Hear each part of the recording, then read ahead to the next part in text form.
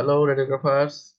Hope you are doing good and welcome to another tutorial video. And it's about a contrast X-ray barium enema, a contrast X-ray of large intestine. So let's start.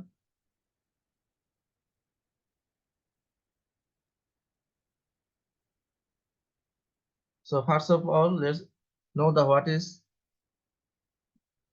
actually barium enema.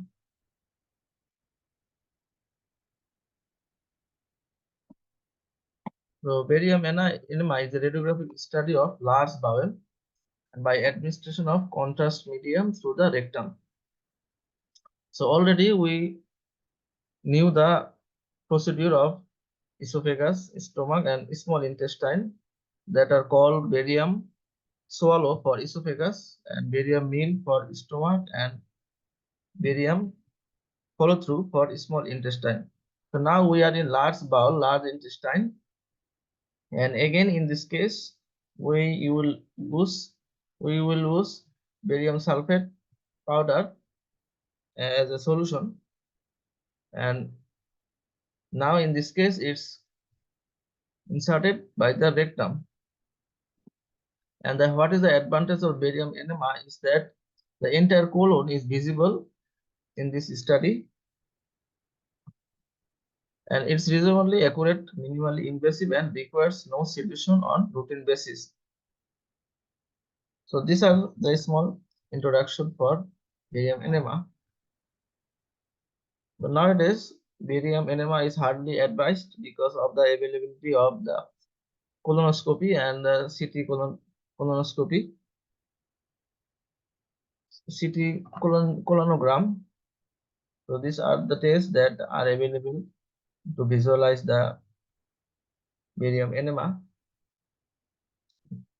to visualize the large intestine actually. And now let's know the anatomy of the large intestine.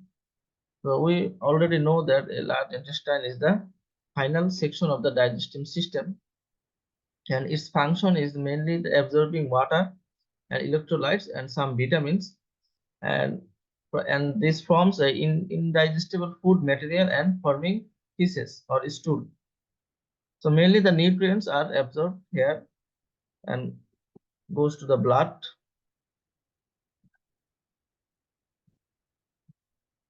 And a large intestine mainly consists of 4 parts. One is the cecum. So this is the cecum and the colon and then rectum and anus. So these are the main 4 parts. And then colon is divided into 4 parts. And these are the ascending colon. This is the ascending colon and then the transverse colon and then the descending colon and then the curved shaped sigmoid colon and then the rectum, and at the opening is the anus. And here there are two important angle of flexure. One is the right colic flexure. Here is the right colic flexure, or it's also called the hepatic flexure. And in the left side there is left colic flexure and it's called the splenic flexure. So that was a concept of the anatomy of the large intestine.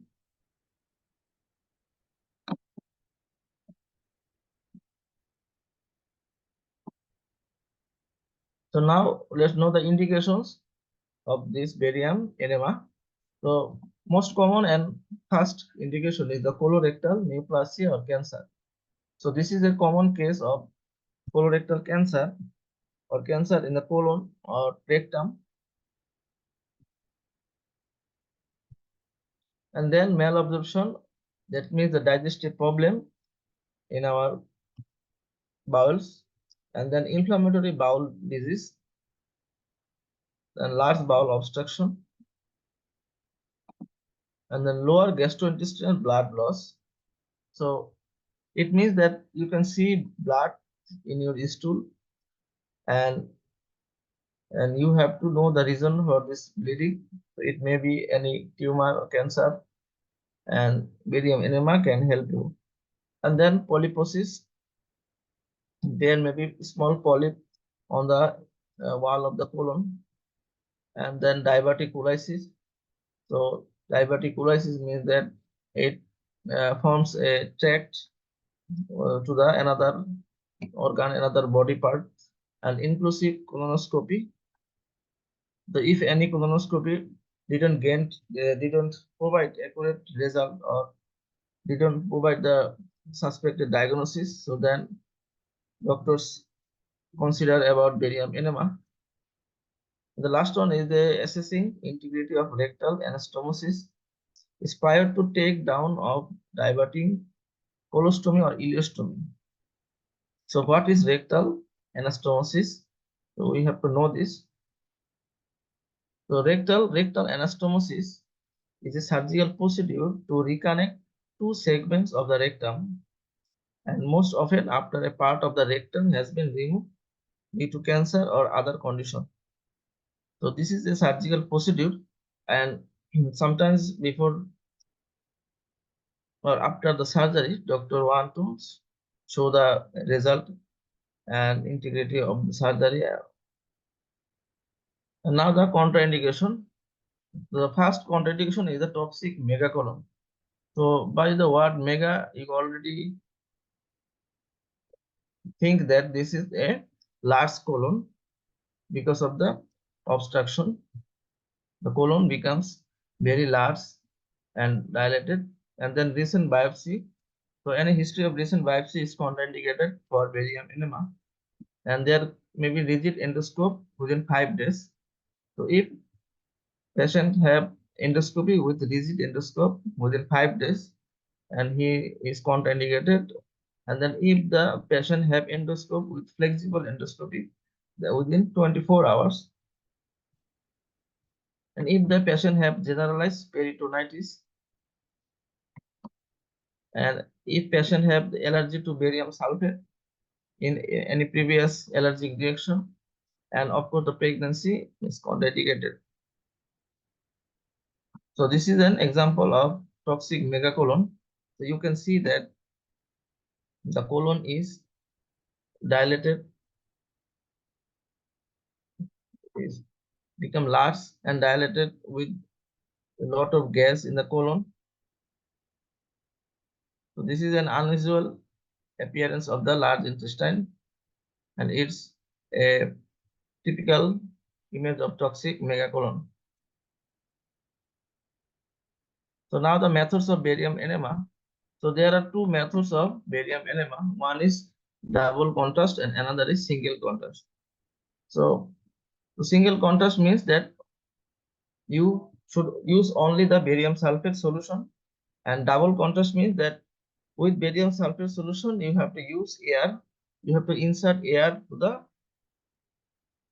colon. So now let's know the why these are the difference. So the method of choice to demonstrate mucosal pattern. So double contrast enema is very useful to show the mucosal pattern.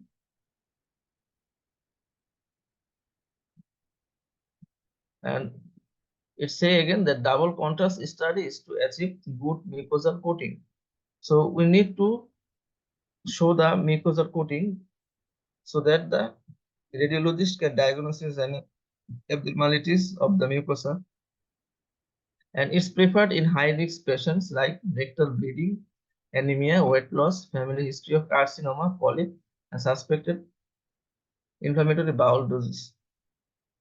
And for double contrast study, the barium sulfate solution will be a lighter one or thicker one, sorry.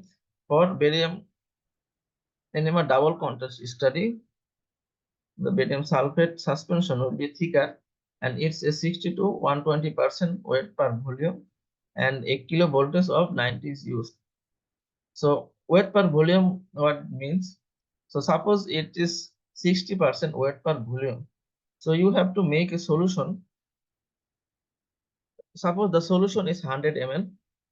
So in 100 ml solution, the barium sulfate powder should be 60 gram. So you can take a 60 gram 60 gram barium sulfate, and then mixed it with a small amount of water, and then mixed it, and then pour more water until the solution reaches to 100 ml. So then it will make 100% 60% wet volume barium sulfate solution. So this is an example. And now what is for single contrast barium enema is used. Single contrast barium enema is simpler, shorter, and does not require rigorous maneuvers. So that means that it takes less time than double contrast, and in double contrast technique, patients need to move, rotate, and define position. But in single contrast, it doesn't need so much, and it's preferred in very young and very old and sick and disabled patients. But in suspected obstruction and in evaluation of distal colon after colostomy. So single contrast is very useful after colostomy. So what is colostomy? We'll know later. And for single contrast medium will be thinner. The barium sulfate solution will be thinner, and it will be 12 to 25% water volume, weight per volume, and a kV of 100 to 110 is used. So if I take 25%, so it means that in 100 milliliter solution, barium sulfate solution, the barium sulfate powder will be 25 gram. So this is the concept of weight per volume. So in a 100 ml solution, the barium sulfate powder will be 25 gram. So if the solution is 200 ml, then the barium sulfate solution will be 50 gram. So that's the weight per volume. I hope you understand the concept. And now let's know why barium is used for barium enema. So we learned it in previous tutorial when I teach you barium follow through. So again, I will show you that why barium is used. So first one is barium is insoluble material. So barium doesn't insoluble to water, and that's why it's remain in the colon for a longer period of time, and it eliminate from the body. A high atomic number is 56, and that's why it's a radiopaque agent, and it's high density, and it works as a positive contrast X-ray. And radiopaque material not absorbed or metabolized, and total elimination from the body. So that's the reason. And another one is alkaline barium sulfate suspension improve coating valvulitis. So there could be two types of barium sulfate. One is alkaline and one is acidic. So we always use alkaline barium sulfate, and it's coated the mucosa very well. And why not iodinated contrast? Normally, so it's a water soluble. Iodinated contrast is water soluble and it absorbed by the intestine. And there are some side effects of the, we know. And what are the patient preparation for barium enema? So patient have to prepare for 3 days. And in these 3 days, patient have to take low residue diet. And on the day prior to examination, only fluids is allowed, and drink plenty of water to prevent dehydration, and magnesium citrate solution or Dalpolex tablets for 2 days. So these laxative tablets will help you to clear the bowels, and it will increase the peristalsis movement, and it help you to clear the bowels and also the gas. And before the exam, you have to take a barium in normal enema, cleansing enema, and 500 ml of tap water will be insert to you colon through the rectum, and it will clean the your large intestine, including the rectum and sigmoid colon. And now the procedure of double contrast enema. So now we start the procedure. So at first, take a Scott film in AP position. So why this is Scott film? Because in this film we can know the condition of patient's abdomen or bowel. So if there is lot of stool or gas, so we can reschedule the patient, and then patient lies on their left side with right leg flexed in Sims position. So patient will be lied on left side before inserting the barium sulfate solution. And now the catheter tip is lubricated and is inserted gently into the rectum. So we will ready prepare the catheter tip by lubricated with a jelly and insert it to the rectum, and it should not exceed 3 to 4 centimeter. And then it will be taped firmly in with the anus, so it is not come out from the anus, and inflate the rectal balloon if necessary. So if the catheter tip doesn't stay inside the rectum, it comes out, then you can inflate the balloon of the catheter. So then if you inflate the balloon, then it will not come out. And connections are made to the barium bag and the hand pump for injecting air. So the barium is reserved in a barium bag and it's hanging in a IV pole, and then a catheter connection will be given to the barium bag, so then the barium start to flow through a catheter to the rectum. And then a hand pump also can be used to inject air to the colon, and an IV injection of buscopan or glucagon may be given, and this will help to decrease the peristalsis movement of the intestine. And also the infusion of barium is commenced, and now the barium solution is administered to the rectum, and screening is required to check the progress of the barium. So as we insert the barium solution, again we will check this in the fluoroscopy. So where is it is going to the colon, and the infusion is terminated when the barium reaches the hepatic flexure. So when the barium sulfate reaches past the sigmoid colon, then descending colon, then transverse colon, and then hepatic flexure, then and the barium infusion will be terminated, and the column of barium within the sigmoid colon is run back out by either lowering the infusion back to the floor or tilting the table to the erect position. So that means to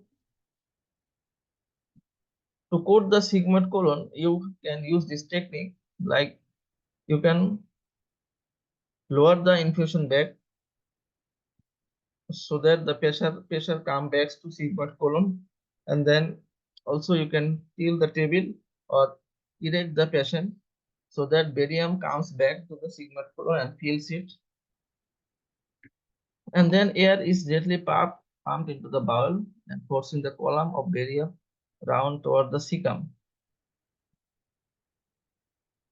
and producing the double contrast effect. So now after administered the barium solution, followed by air is inserted to the colon, and it will force the barium round toward the cecum and producing the double contrast. So when we will see the image, then you will understand. And if there is air insufflator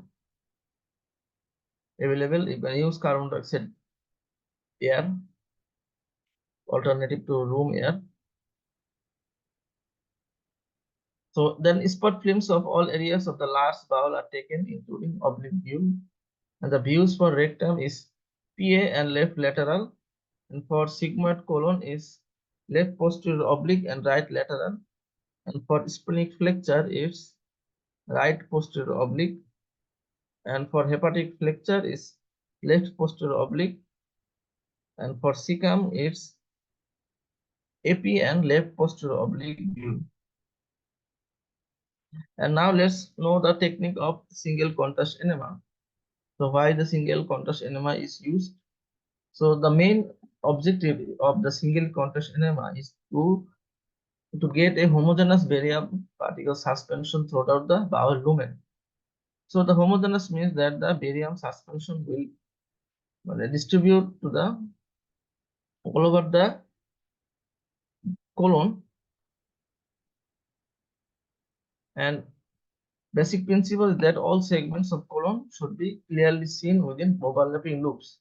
So in single contrast enema, there is no overlapping of the loops, and each segment should be seen in on at least 2 films so that any suspected lesion can be verified.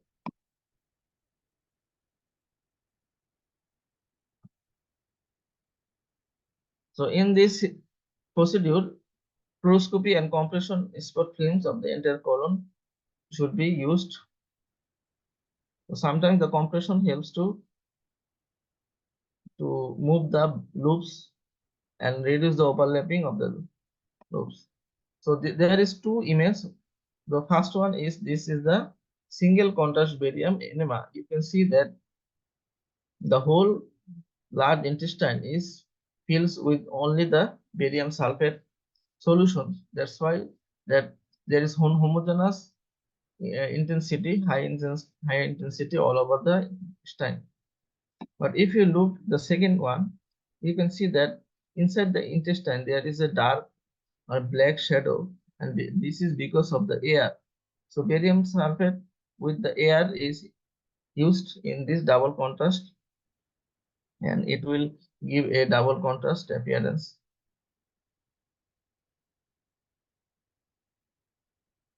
This is another good example of single contrast enema. You can see that how properly the barium sulfate is spread through the whole large intestine, and the density of the barium sulfate is quite good, and it's another example of double contrast study. So because of the air and barium sulfate, so the mucosal pattern is well defined, and there is a black shadow because of the air, and it's a double contrast effect. The white part are the barium sulfate powder and the black parts are the air. And sometimes you need to take post evacuation films, and it's a good practice to take. And this post evacuation film is important to detect lesions obscured by the barium pool. So sometimes some lesions can be obscured by the barium sulfate, and post evacuation will appear in the lesion. And there are some complications after barium enema. One is constipation, and then hypersensitivity reaction, and that is a rare case. And then perforation, chronic perforation is a very dangerous situation.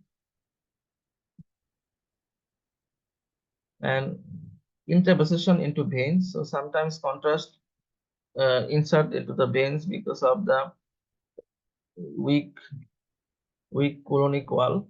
And then abdominal discomfort, allergic reaction. So these are the common complications after barium enema, and we have to care the patient after the procedure, and we have to warn the patient that that stools will be white for a few days, and it will be flushed away automatically, and drink plenty of fluid, and patient should be advised to eat and drink normally to avoid barium infection, and patient should be asked to eat foods that is rich in fiber, such as fruits and vegetables. And here are some technical tips for you. So first one is the rectal balloon inflation should be performed only after outlining the rectum with barium. So we should inflate the balloon only after the outlining the rectum with barium, and balloon catheter balloon should not be inflated if there is suspected colitis and there any pelvic radiational colitis, suspected rectovaginal fistula, and Crohn's disease. So these are the conditions of inflating balloons. And if the rapid distension of the rectum would cause sphincteric spasm at the recto-sigmoid junction and increase the patient's urge to defecate. So we should insert barium sulfate solution and air slowly so that the sphincter spasm should not happen.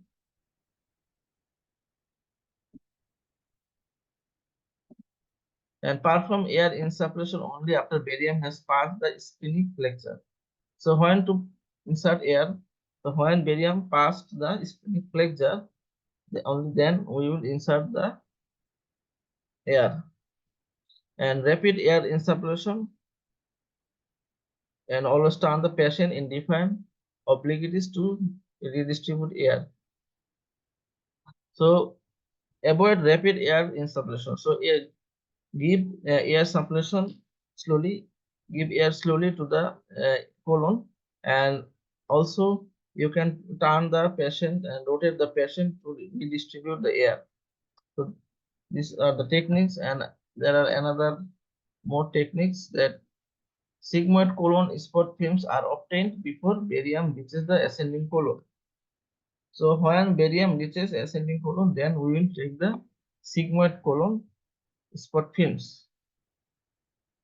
So sometimes barium refluxes through the ileocecal valves and the sigmoid colon may be partly obscured. So when the barium reaches the ascending colon, then sometimes the sigmoid colon is obscured, and we always take the films without the enema tip. So we will pull out the enema tip before taking the X-rays, because sometimes distal rectal lesions will be missed for the tip, and anterior cecal masses may need to be evaluated by spot films with the patient prone.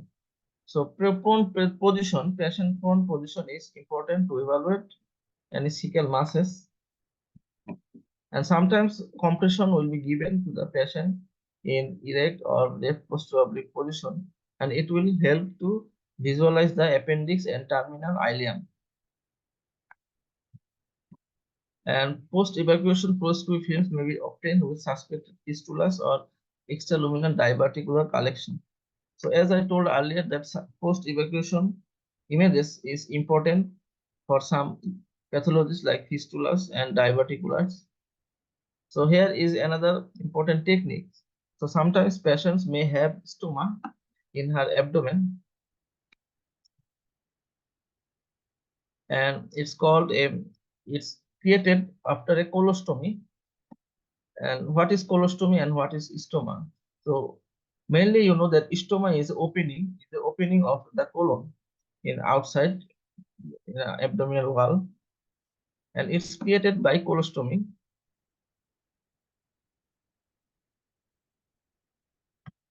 So in patients with suspected colonic perforation or in post-operative patients, a water-soluble contrast agent can be used to look for fistulas or perforation. So in this case, sometimes in this case of colostomy, water-soluble contrast agents are used and inserted through the stoma, and double contrast examinations can be performed through a colostomy. So this is the opening, and this is the stoma, and this is a colostomy bag. So, and it's created by a surgery called colostomy. That means that some portion of the colon or sigmoid colon is cut out, and the opening of the descending colon is comes out through the abdomen. and stool passes through here and reserved in the bag. So in the case of colostomy, we have to insert the contrast through this stoma, and it will be water soluble contrast, and then we'll take the images. And now there are some example of colostomy enema. So first one is the case. This case is a recent surgery and a retrograde ossification of closed rectal stump. So if you see the rectum, you can see that the contrast is stuck here. So there is a closed stump of the rectum and was performed prior to WSC at the descending colostomy. So WSC means water soluble contrast stomal enema.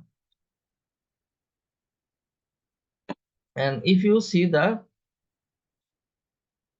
so here in the A figure, you can see that this is the stoma and contrast inserted here, and it goes up, contrast goes up and then goes to transverse colon. And in figure B, there is another case of water soluble contrast stomal enema, but in this case there is double barrel colostomy. So there is this is the one opening, and here is the one opening. So this is the two opening, and one is at the left iliac fossa, and it depicts the diverted rectosigmoid tract.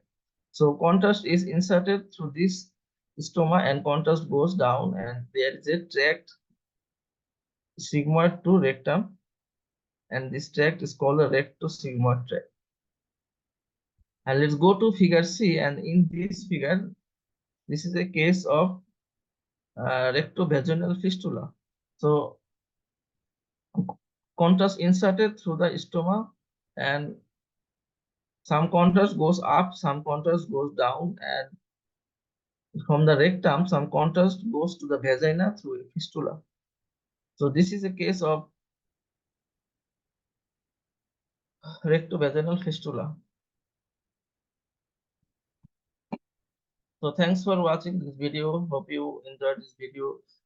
If you like this video, please hit the like button and don't forget to subscribe my YouTube channel, and see you in the next tutorial.